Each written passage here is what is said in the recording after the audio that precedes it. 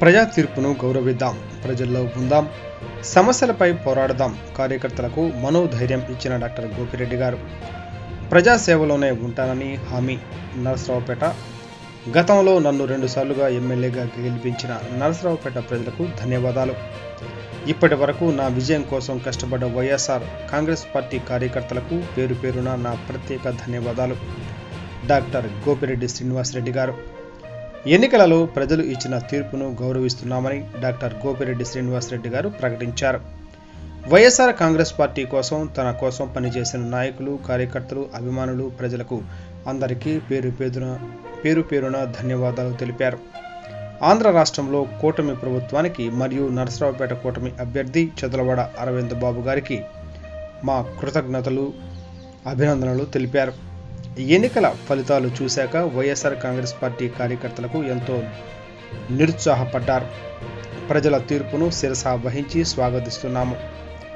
YSR Congress party కార్యకర్తలు అధైర్యపడవద్దు, నిరుత్సాహపడవద్దని, మీకు నేను అండగా ఉంటాను అని కార్యకర్తలకు అందుబాటులో ఉంటానని తెలిపారు. అవకాశం దక్కలేదు, అయినా సరే ప్రజలందరికీ, ముఖ్యంగా వైఎస్ఆర్ కాంగ్రెస్ పార్టీలో కష్టపడి పనిచేసిన వైఎస్ఆర్ కాంగ్రెస్ పార్టీ కార్యకర్తలకు, పార్టీ కోసం, నా కోసం కష్టపడి పనిచేసిన ప్రతి ఒక్క కార్యకర్తకు కూడా నా హృదయపూర్వక ధన్యవాదాలు తెలుపుకుంటూ ఉన్నాను.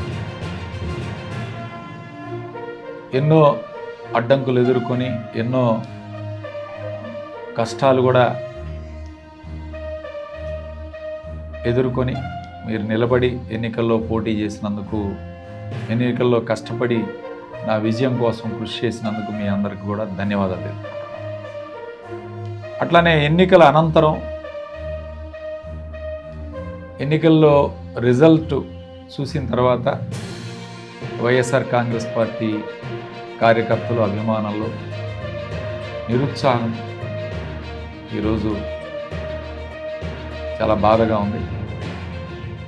ఎందుకంటే జగన్మోహన్ రెడ్డి గారు ఎన్నో కొత్త పథకాల ద్వారా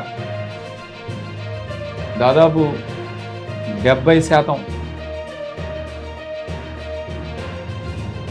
ప్రజలకు, కుటుంబాలకు న్యాయం చేసే కార్యక్రమం. గతంలో ఎన్నడూ చూడని పథకాలు తేవడంలో కానీ, అట్లానే విద్య, వైద్యం మీద ప్రత్యేక దృష్టి పెట్టడం వల్ల కానీ అందరం కూడా భావించాం వైఎస్ఆర్ కాంగ్రెస్ పార్టీ తిరిగి అధికారంలోకి వస్తుంది, జగన్మోహన్ రెడ్డి గారు తిరిగి ముఖ్యమంత్రి అవుతారని అందరం కూడా భావించాం. అయితే ప్రజలు దీనికి భిన్నమైన తీర్పు ఇవ్వడం జరిగింది. ప్రజా తీర్పుని గౌరవిస్తాం, స్వాగతిస్తున్నాం. ఖచ్చితంగా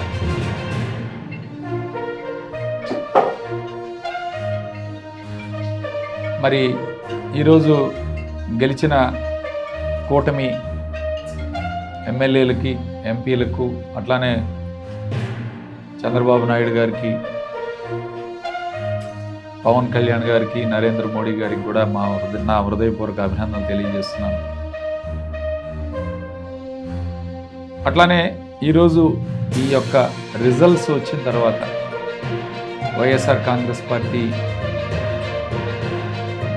కార్యకర్తలు ఎవరూ కూడా అధైర్యపడద్దు, నిరుత్సాహపడద్దు.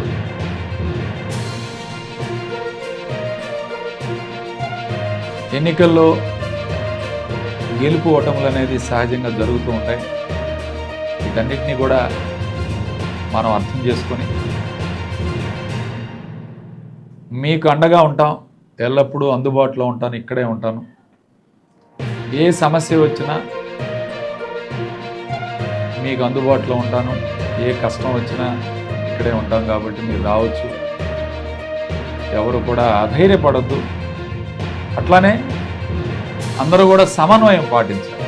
ఈరోజు ఎన్నికల తర్వాత జరుగుతున్న ఈ యొక్క దాడులు కానీ, ఈ యొక్క ప్రభుత్వ ఆస్తులు ధ్వంసం కానీ,